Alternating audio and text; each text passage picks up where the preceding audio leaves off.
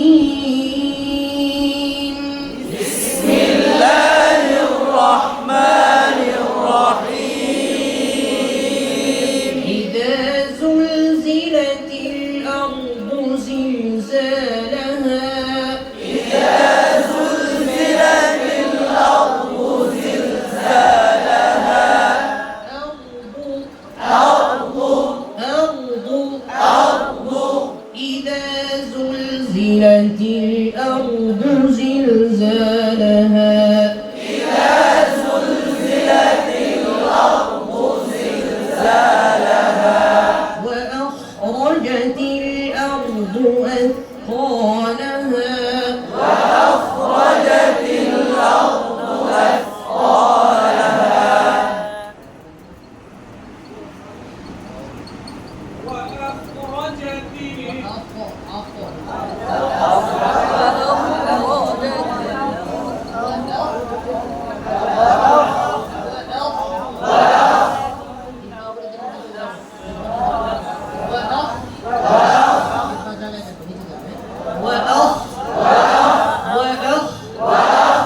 وأخرجت الأرض أثقالها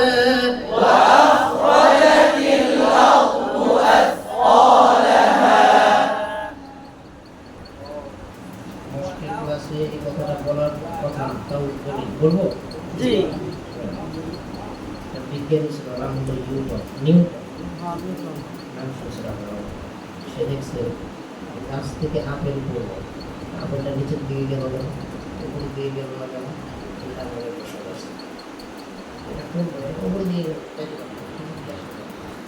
শিক্ষকের সঙ্গে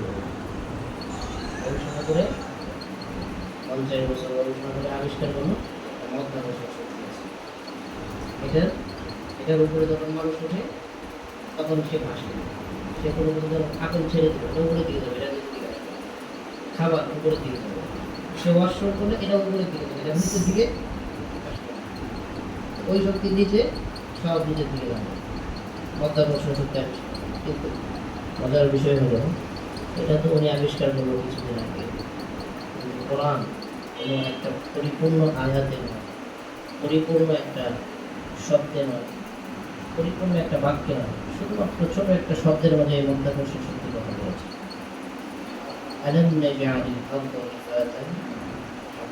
আমি কি জমিনকে ধারণ ক্ষমতার অধিকারী বানাই নাই জমিন তোমাকে ধরে রাখছে পৃথিবী তো বলছে ধরনশীল পৃথিবীতে তুমি স্থির আছো কিভাবে পৃথিবী তোমাকে ধরে রাখছে একদিন তোমাকে ধরে রাখবে না অফরা যদি তো এই জন্য তো একজন সে আবিষ্কার করছে একজন দেখলো আল্লাহ যে বললেন বা তখন কি হন্ত রহমান তুমি দয়াময় আল্লাহর সৃষ্টিতে তোমার খুব তখন সে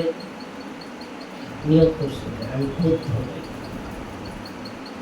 এবার সে গাছের নিচে বসে বড়ি গাছের নিচে এত বড় একটা গাছ এত মোটা গাছ এটার মধ্যে এত ছোটো ছোটো ফুল করছে তখন যদি মানাইল মানান শুরু হলো হঠাৎ করে বাতাস থেকে একটা মাথা করছে এখনও চিন্তা করতেছে যদি এটা কাল হয়ে যায় ততক্ষণ আমি সই করি তাহলে আল্লাহ তাআলার সৃষ্টিতে কোনো কি নাই এখানে বলার কথা না বলে বললাম وأخرجت الأرض أثقالها وأخرجت الأرض أثقالها وأخرجت الأرض أثقالها وأخرجت الأرض أثقالها وقال الإنسان ما لها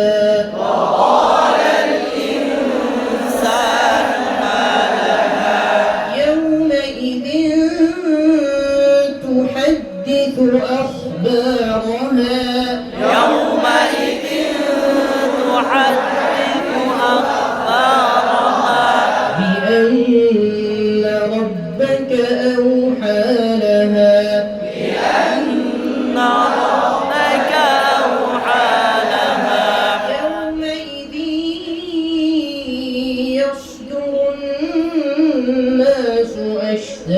ليروا أعمالهم